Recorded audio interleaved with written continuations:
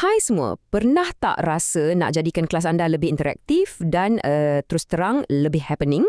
Jom kita tengok sama-sama betapa mudahnya nak jalankan sesi Zap Quiz yang pertama. Percayalah, ia lebih senang daripada yang anda bayangkan. Cuba bayangkan, kelas yang biasanya senyap sunyi, tiba-tiba bertukar jadi macam satu pengembaraan yang penuh dengan gelak tawa dan semangat. Itulah kuasa gamifikasi. Kalau anda tengah cari cara nak suntik keseronokan dalam pelajaran, anda dah datang ke tempat yang betul. Okey, sebelum kita mulakan pertunjukan, persediaan di belakang tabir itu sangat-sangat penting. Fasa pertama ni, kita akan pastikan pentas digital kita dah siap sedia untuk para pelajar. Jadi bila mereka masuk nanti, semuanya akan berjalan lancar. Persediaan dia ada 3 langkah je. Senang sangat. Mula-mula, anda masuk dulu ke dalam peta kuis. Lepas tu, yang ni penting, anda kunci bilik menunggu tu buat sementara. Dan akhir sekali, anda boleh terus pergi tunggu kat garisan penamat untuk sambut pelajar-pelajar anda nanti. Simple kan? Mesti anda tertanya-tanya, kenapa pula nak kena tutup bilik menunggu tu? Ini satu pro tip. Tujuannya adalah untuk pastikan semua pelajar mula pada masa yang sama. Kita tak naklah ada yang masuk awal lepas tu dah curi jawab soalan dulu. Baru adil untuk semua orang kan?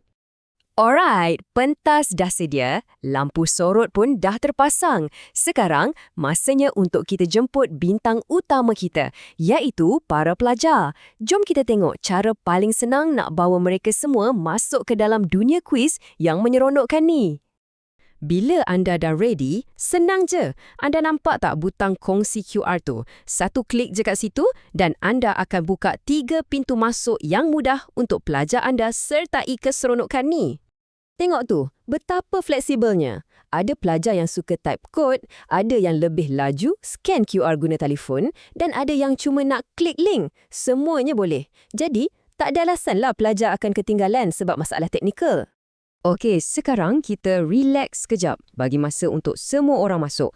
Mesti anda nak tahu, dah cukup ke semua orang ni? Jangan risau, klik je butang peserta tu. Anda boleh nampak senarai nama, jadi anda tahu bila semua dah bersedia untuk mula. Dan inilah saat yang ditunggu-tunggu. Semua pelajar dah berbaris di garisan permulaan, menanti isyarat daripada anda. Boleh rasa tak debarannya? Jom kita mulakan acara utama.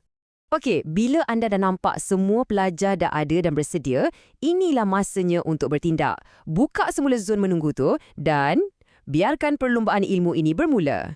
Sebaik sahaja anda buka zon menunggu tu, 1 kiraan detik 5 saat akan terus terpapar kat skrin semua pelajar. 5, 4, 3, 2, 1, go!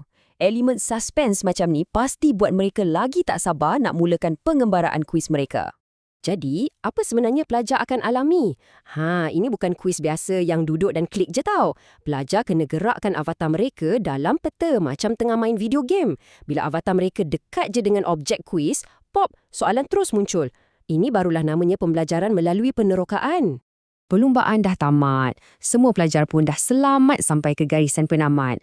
Tapi untuk kita sebagai guru, di sinilah bahagian yang paling menarik baru nak mula. Kita akan gali data dan lihat hasil pembelajaran mereka. Sebaik sahaja pelajar terakhir melintasi garisan penamat, anda terus dapat akses ke papan pemuka atau dashboard secara langsung. Dekat sinilah semua rahsia prestasi kelas anda akan terbongkar, semuanya dalam masa nyata. Papan pemuka ni macam pusat kawalan anda. Anda boleh nampak jawapan setiap pelajar, berapa lama masa yang diorang ambil untuk fikirkan jawapan, dan soalan mana yang paling susah untuk satu kelas. Semua maklumat penting ni ada kat hujung jari je. Okey, ada satu perbezaan yang penting di sini. Sebagai guru, anda ada kuasa penuh. Anda boleh nampak semua data di papan pemuka dan boleh juga muat turun fail Excel untuk analisis yang lebih mendalam. Tapi, pelajar tak boleh nampak semua ni. Privasi mereka adalah keutamaan. Jadi, mereka tak boleh akses dashboard atau muat turun apa-apa data. Tahniah, anda dah berjaya. Kuis pertama dah selesai, pelajar pun seronok dan anda pun dapat banyak data berguna. Tapi, ini cuma permulaan tau. Cuba bayangkan kalau lepas ni, pelajar anda pula yang jadi pencipta. Mereka yang bina kuis untuk kawan-kawan mereka. Itu barulah pembelajaran tahap seterusnya. Jadi, anda berani sahut cabaran?